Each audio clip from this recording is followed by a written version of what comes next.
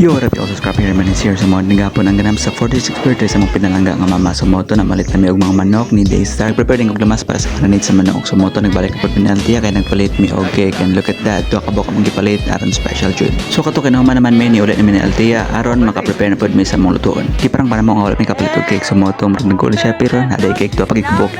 So kung gimarinate ng manok, ready na siya para tuyukon mo to, gi-prepare na ako manok para tuyukon na to. Let's go. Mo to naghaling nako and look at that, init kayong kalan. So mo to ready naman ng everything, mo to gisugdanan og tuyo katong manok no, tanawan yung baga guys. Init kay guys. Uling bagol din akong gamit guys, mo nang kapula-pula ang kainin sa kalan. So mo to gisugdanan akong tuyok ang manok mo to guys. Diri na ako nare-rice no luya sa manok no, grabe gipatay pa ang manok, gipasakitan pa ang manok ug patuyok-tuyok kit ay pa sila ng luya. So kato mga duha na ko oras din tuyok no, mo to maapil daw si Daystar kay patuyok kon don yang manok ug kapil mo to guys, hapit na guys maluto guys.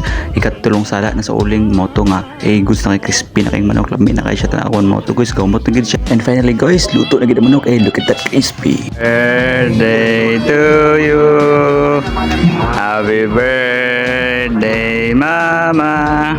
So mo to guys, to medyo na dapat ang cake, ibutan naman sa likod sa box pero goods rin yapon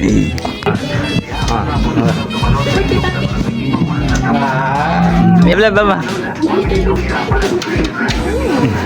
Nagluto pa rin kong time string sa miyang guys, pangpahaba ng buhay So mo to guys, success yun ang 46 birthday sa mama mo to nga masking gamay lang handaan, ang importante good health o kompleto tanan. Let's go. May pasabog pa rin kong gift kay mama. Thank you sa tanan ma, God bless you always, more birthdays to come. Thank you for watching guys, hopefully you guys like this short video and God bless everyone.